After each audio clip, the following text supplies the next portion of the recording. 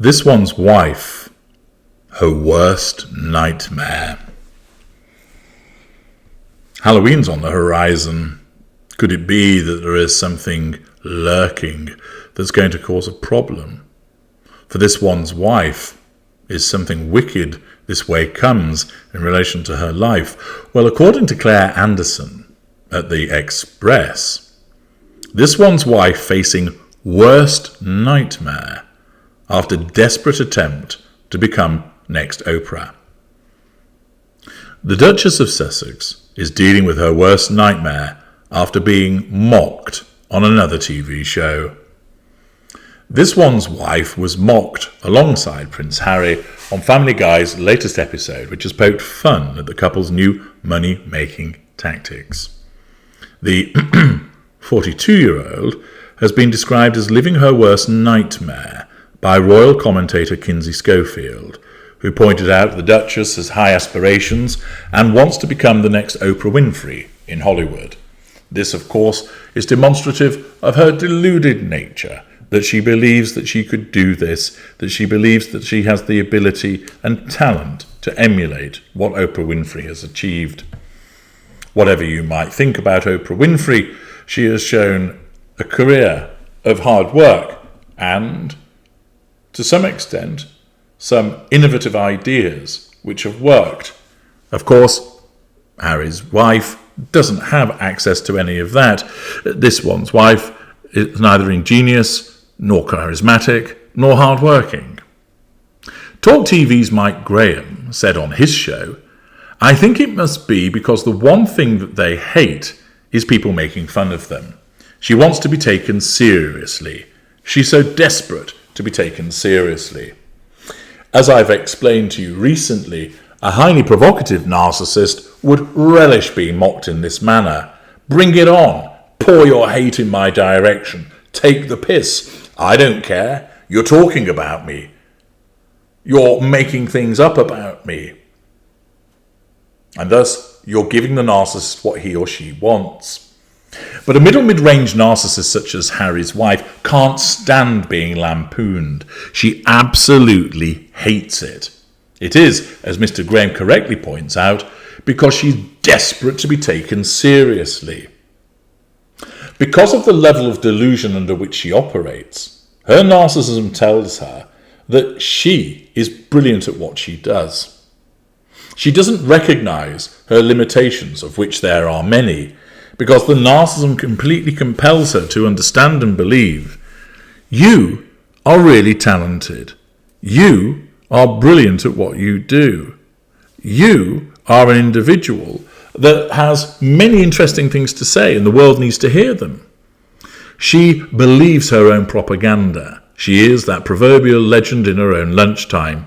And rather than actually recognize that she is limited in talent, scope, charisma, intelligence, and ability, the narcissism keeps telling her, you deserve to be taken seriously. You should set up a campaign for this, and people will listen to you. You should enter politics because you're a serious person.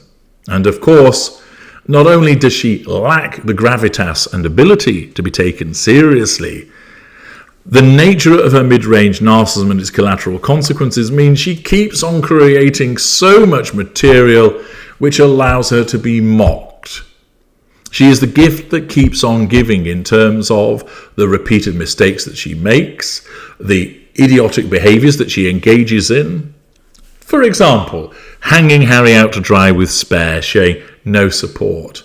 The absolute onanistic, self-loving nonsense that was the performance on Harry and this one's wife in the Shitflix series. The preposterous near-catastrophic car chase as she sat there in the back of the taxi with a worried-looking ginger and a disinterested mother, looking like the cat that got the cream, the narcissist smirk upon her face. But once again it backfires because the mayor says this wasn't a catastrophic car chase, the police say that, the cab driver says that, and it just makes her look stupid. South Park absolutely rinsed on her, getting so many things right about what she is And then along comes Family Guy. And as you know, there's been a string of other comedians. It's really like shooting fish in a barrel with her because she keeps on committing such gaffes. Mike Graham continues by saying she looks the right way all the time. She knows when the camera is on her.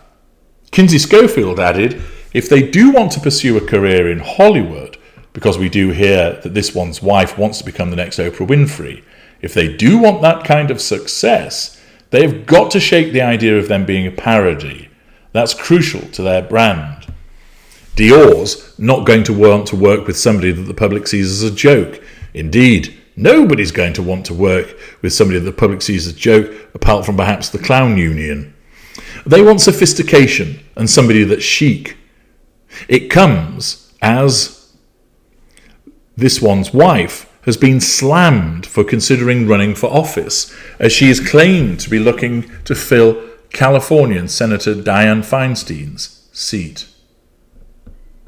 This, of course, is old news, and it regurgitates some news about her pursuit in politics. Apparently, a commentator stated it's not a logical next step for her to enter politics. If anything, I think it reveals so much more about her initial intentions before marrying Harry. Why would you want to even do that after marrying into the royal family? Your duty is to your work as a duchess, to be alongside your husband doing charity work. Why are you trying to get into government? That doesn't make sense as a duchess.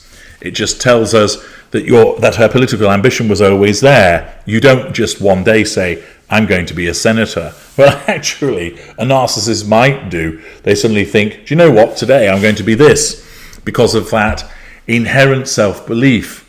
I've explained to you before, her interest in politics is because it's such a honeypot for narcissists, that it provides such an excellent opportunity to enable the narcissist to get his or her hands upon the prime aims.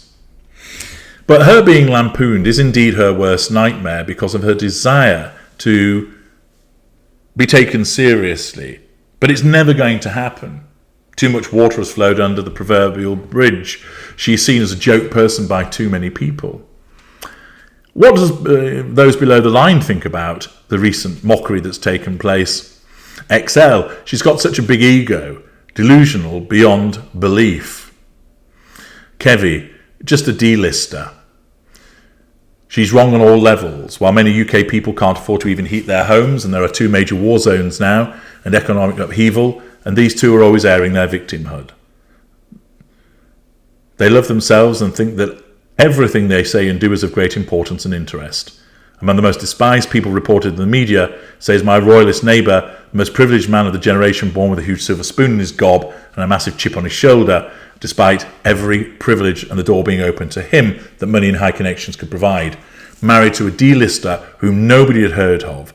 She did not once rush to the aftermath of a school shooting and was photographed as if that was a photo opportunity, while he used to preach about climate change while flying around in gas-guzzling private jets, spending more on one jet ticket than many other ordinary people could spend in 5 years, most probably.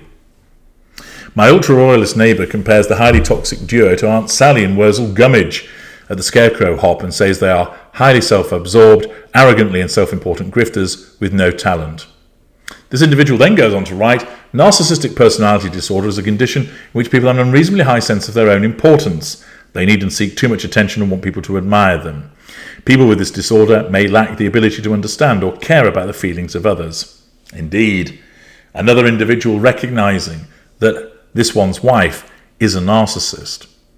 She has had her worst nightmare continue of not being taken seriously because she believes that she ought to be taken seriously and she simply cannot understand why people will not do so. I'm H.G. Tudor. Thank you for listening.